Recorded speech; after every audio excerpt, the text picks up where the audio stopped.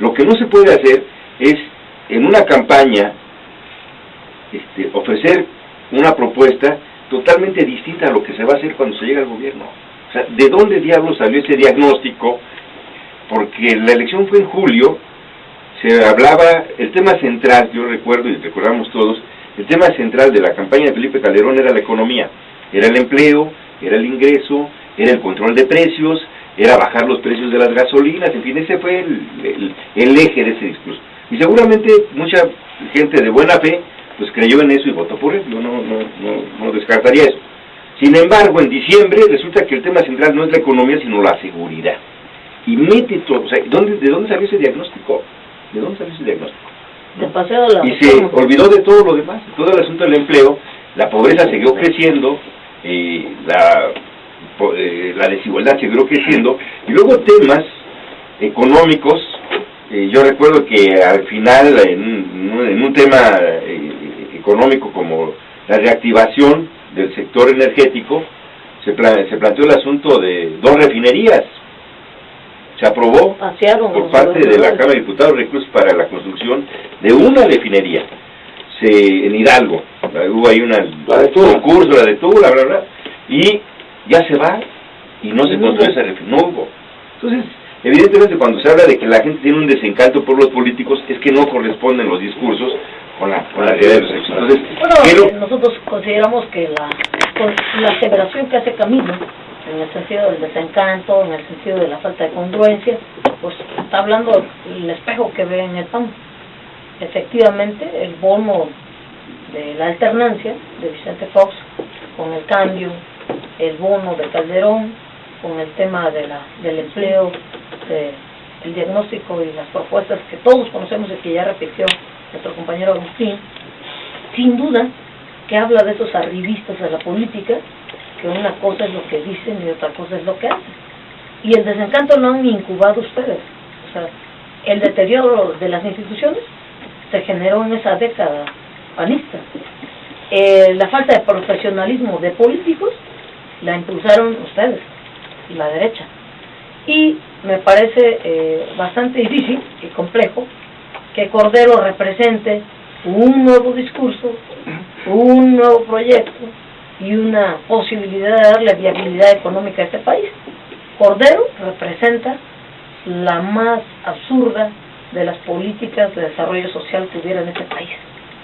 Es un hombre que impulsó la política del reparto y que pervirtió a los más pobres de los pobres. Hoy los mandan a citar como si fueran mítines para repartirles tarjetas. ¿Quién tiene ese padrón que nunca le entregaron ni a la Cámara ni a la Auditoría Superior de la Federación? Pues quien pasó por la Secretaría de Desarrollo Social. Y si revisamos su anecdotario en Hacienda, pues es el peor secretario de Hacienda que ha tenido este país. Entonces, no tiene experiencia, no tiene vocación pública, y es un hombre muy pobre y de muy cortas ideas. Entonces, ¿qué requerimos en el país? Un político serio que tenga congruencia. Calderón se agarró del brazo del ejército porque, te recuerdo, mi estimado Agustín, ¿qué pasó? Su problema no fue el tema económico, su problema fue paseo de la reforma y un reclamo de un segmento de la población que reclamó su derecho a gobernar. Entonces, cuando él usa las Fuerzas Armadas, y digo literalmente las usó, fue para legitimarse, y agarró un brazo que, dicho sea de paso, quien ha generado la violencia es el gobierno. 60,000 personas en México están muertas y nadie dice nada. El día de ayer a una mujer le toca una bala, va a dejar a sus hijos. Esos son víctimas de la guerra de Calderón. ¿Qué tenemos que hacer para poder diagnosticar y decirle a la sociedad de frente? Pues crear una comisión que investigue qué está pasando con las 60,000 víctimas, cómo queda la familia, qué deterioro le significan a una lucha que es del gobierno de Calderón y del PAN, pero que no es la que quieren los mexicanos. Los mexicanos no quieren una guerra en donde 60,000 víctimas se están muriendo todos los días. Los mexicanos quieren una política pública del empleo que él comprometió, del gasolinazo que él comprometió. Las cosas fueran como las pinta la compañera Sofía, pues verdaderamente qué panistas tan malos, ¿no? Pero yo quiero referir que esa es la posición desde la óptica de un partido que trata de regresar a hacer ¿qué? No sabemos, porque si hacer lo mismo, pues estamos amolados. Y quiero señalarlo porque ya sin tener que remitirme a la historia que aquellos que tenemos algunos años conocemos, como a todos los que estamos aquí y muchos de los que nos escuchan, sabemos lo que pasamos. Yo quiero referirme nada más a un ejemplo claro, a uno actual, la falta de transparencia y la falta de rendición de cuentas. Ahí tenemos un presidente del PRI ahorita cuestionado por ejercer 34,000 millones de pesos en endeudamiento, cuando había recibido una deuda mínima al momento de llegar al gobierno, y hoy por hoy ni da respuestas, ni contesta, ni dice dónde quedaron, y por qué falsificó documentos. Esa es la forma y esa es la propuesta. Digo, si esa es, pues pobres las propuestas que le estamos dando a la ciudadanía.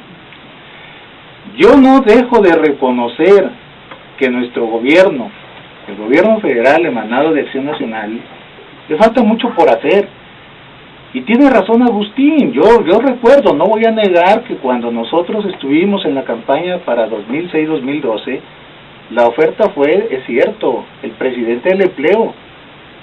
Yo sí tengo memoria y reconozco lo que ofrecimos, pero también vamos a ubicarnos en el contexto de esos años.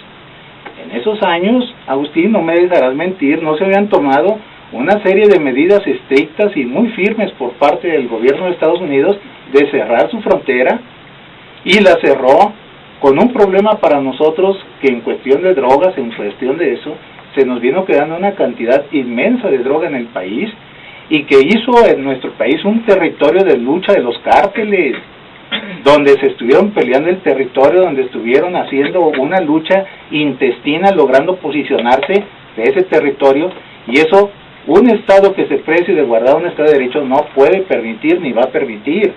Ahora bien, situación de la delincuencia y del tráfico de drogas no es privativo ni de México ni de la región del norte, centro y Sudamérica.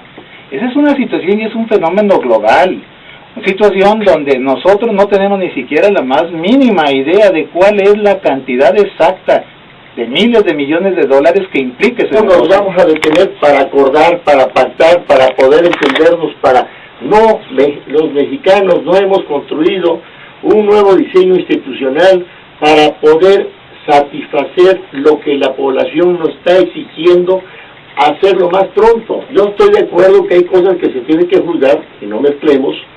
40 años después, sí, así estudiamos en la ciencia política, así aprendimos. Yo soy un miembro de la generación del 68, ya pintó canas, y me duele hoy ese recuerdo. Marché en todas partes, hice brigadeos en todos lados, estaba terminando la preparatoria en la Conchita, allá en Coyoacán, y tengo todavía mi impresión de ratificar con mi esfuerzo, con mi ejercicio político, que la vía política a la que hoy estamos celebrando, no izar bandera a media asta, estamos celebrando que ya hay otras señales de vida social y organizada, que es la que nos están dando la pauta muy importante. Pero es el tema, Camilo, con un sentido autocrítico. Mira, ganó Fox con un porcentaje determinado, y como amplió su margen de ganancia, dijo, pues, ¿qué lo hizo ganar? Pues no sé, pues el hartazgo del PRI, los grupos económicos, pues nada que estuviera pactado en nuestras instituciones políticas.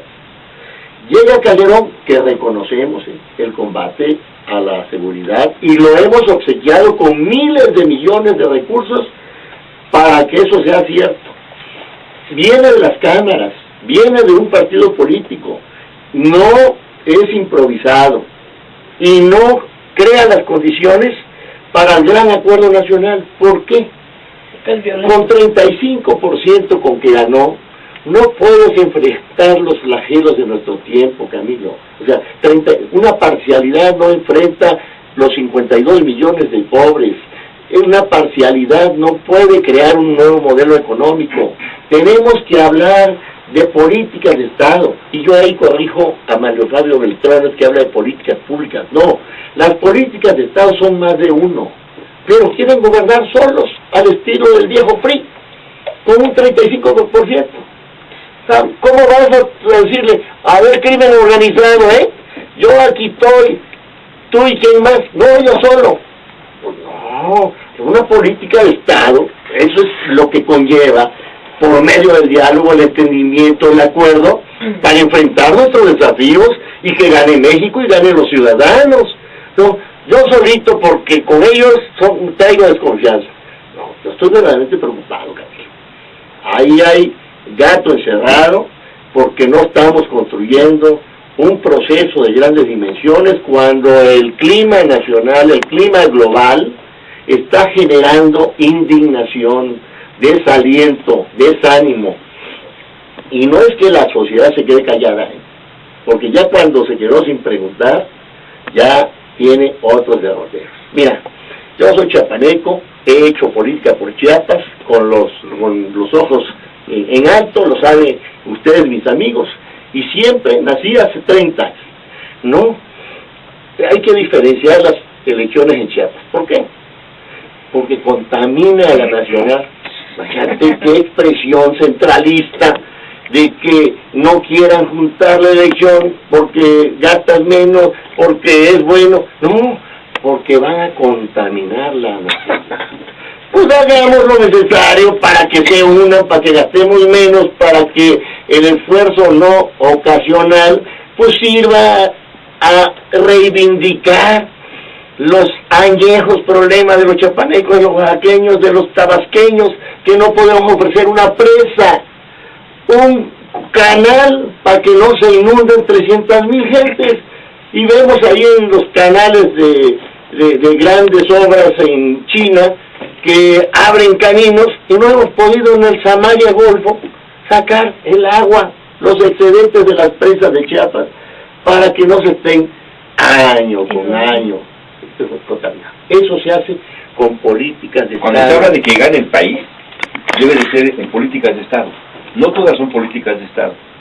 Lo cual es que aquí se mezclan. Cuando se habla de políticas de gobierno, no necesariamente tiene que ganar toda la gente. Es política dirigida a determinados sectores, que se busca el equilibrio, la gobernabilidad, es otra cosa. Pero las políticas de Estado, para nosotros, un tema central es el combate a la corrupción. O sea, nada le ha hecho más daño a nuestro país que la corrupción de algunos gobernantes. Todos vamos ahí. Sí, y ahí vamos todos, ¿no? Parejo. Sí, hay ¿verdad, Sofía? En todos hay, ¿no? ¿Ahí vamos todos? En todos hay. Digo, a podemos sacar ahí... Presidente. Digo, al punto de hablar con seriedad, o sea, mira, todos tenemos. Entonces, ejemplos, ¿para qué? O sea, si no hay una convicción, si el asunto no es exhibir a alguien, el asunto es hacer un compromiso de combatir a la corrupción. Claro. Porque se desvían miles, millones de pesos de dinero público, de tus impuestos, de los impuestos del nino, de la gente, para beneficio personal, para beneficio de unos cuantos. Y eso es un robo. Eso es o sea, ese delito es robo. Y aquí hay una impunidad enorme. Y si no hacemos un compromiso todos de combatir en serio la corrupción, y que el que entra al servicio público es para hacer negocios privados, tiene que ir a la cárcel, si no hacemos eso, entonces estamos hablando. O sea, somos cómplices. Incluso se puede rayar en el cinismo de decir una cosa y hacer la otra. Porque aquí, como dice el dicho popular, tanto peca el que mata a la vaca como el que le agarra a la persa. Entonces, esa es una política de Estado, el combate a la corrupción. Sí. ¿Dónde lo discutimos? ¿Quién convoca? ¿Quién tiene, como dice Sammy, quién tiene la autoridad política, la capacidad política de sentar a todo mundo, ¿no? Porque esa es una exigencia de la población. El problema de la corrupción es que se nos ha ido ya haciendo hasta...